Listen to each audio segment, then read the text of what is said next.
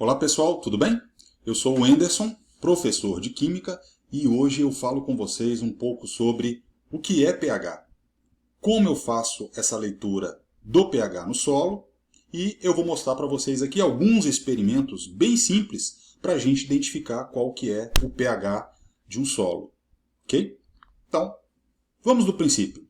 O que significa então a sigla pH? Então, pH significa potencial hidrogeniônico, ou potencial de hidrogênio. Então, é nada mais, nada menos do que uma quantidade de íons H+, que estão presentes numa solução.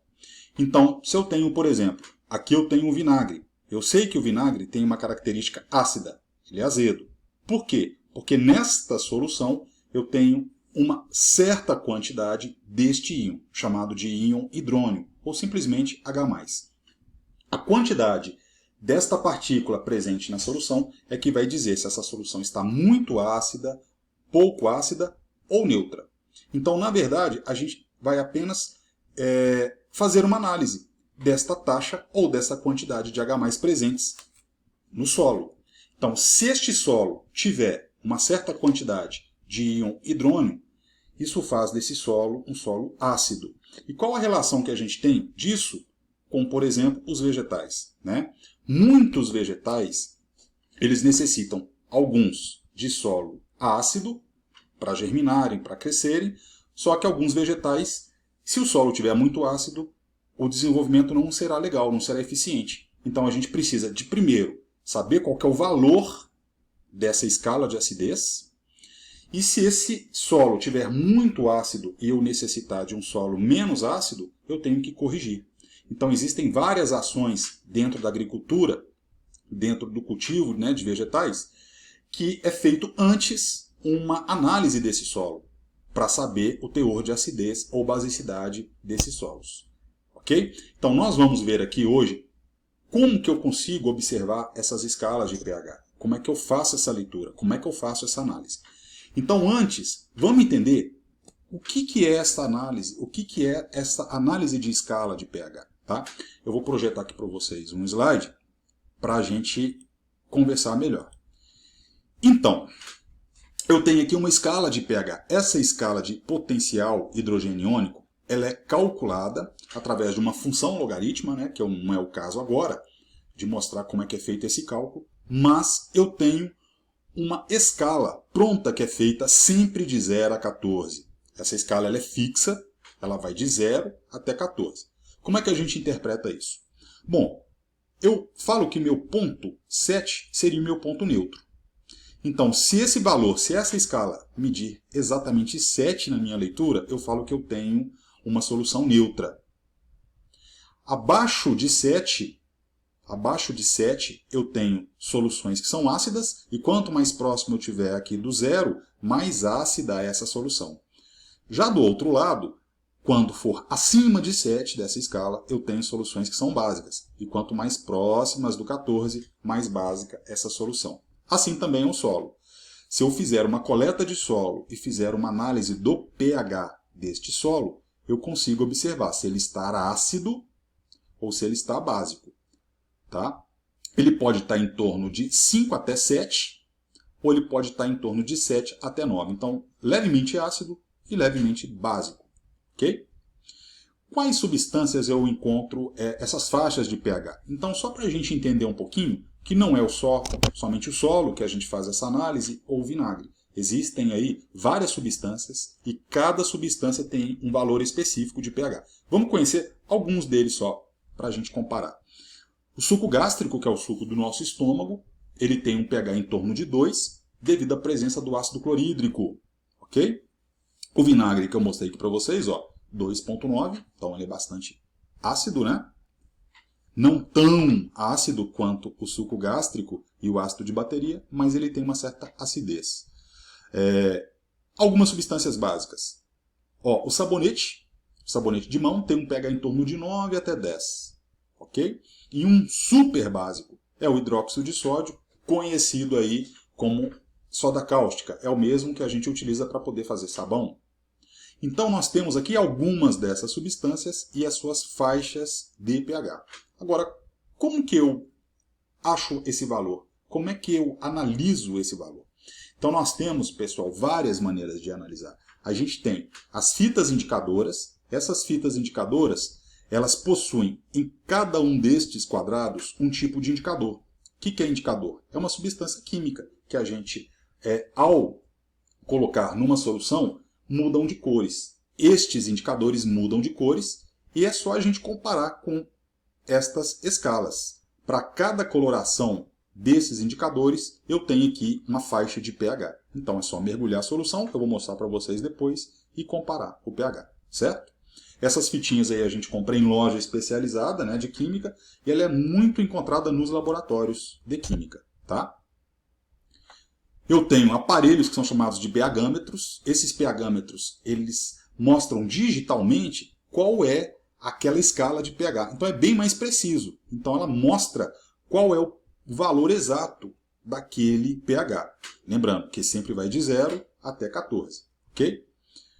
Muito bem. E um interessante aqui, ele não dá para a gente observar em termos de análise de solo, tá? Porque para esta técnica funcionar, eu preciso de ter soluções bem incolores. Mas ela dá, por exemplo, para medir o pH da água da piscina, o pH do aquário, por exemplo. É o repolho roxo. A gente pega algumas folhas de repolho roxo, tá?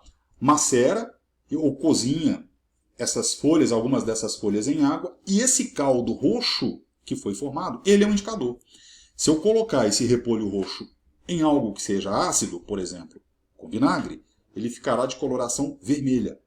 Agora, se eu colocar em algo que seja básico, por exemplo, o sabão, o multiuso, ele vai ficar de uma coloração meio verde, tá? Em vários tons diferentes de verdes, tá? Então eu tenho aqui um indicador que eu chamo de natural, ok? Bom, vamos fazer então uma prática que vai mostrar para vocês como que eu analiso o pH de uma solução ou de uma terra ou algum aparato que tenha esta quantidade de íons H+, tá? Eu vou mostrar aqui primeiro numa solução, eu vou mostrar aqui na água. Eu coletei aqui um pouco de água, água da torneira. A água da torneira ela tem que ser levemente básica. Mas se eu tiver, por exemplo, água destilada, eu encontro um pH 7 exatamente. Então é só mergulhar a fitinha aqui e comparar o valor. Ó, aqui ele está me dando uma escala em torno de 7. Então as cores que eu tenho aqui, tá? Elas correspondem às cores exatamente da escala 7. Então está mostrando que aqui a água está neutra. Ok? Eu peguei um pouco de terra, eu coletei um pouco de terra em um canteiro. Esta terra eu misturei a esta água de pH 7.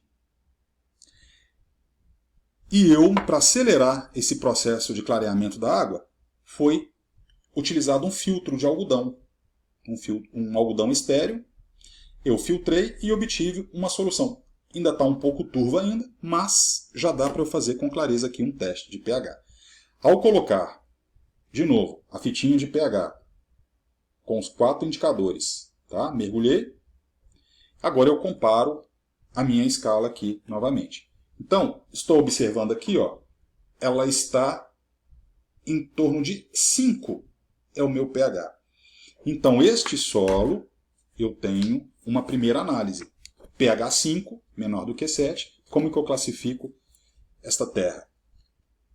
Ela está com pH ácido. O pH aqui em torno de 5.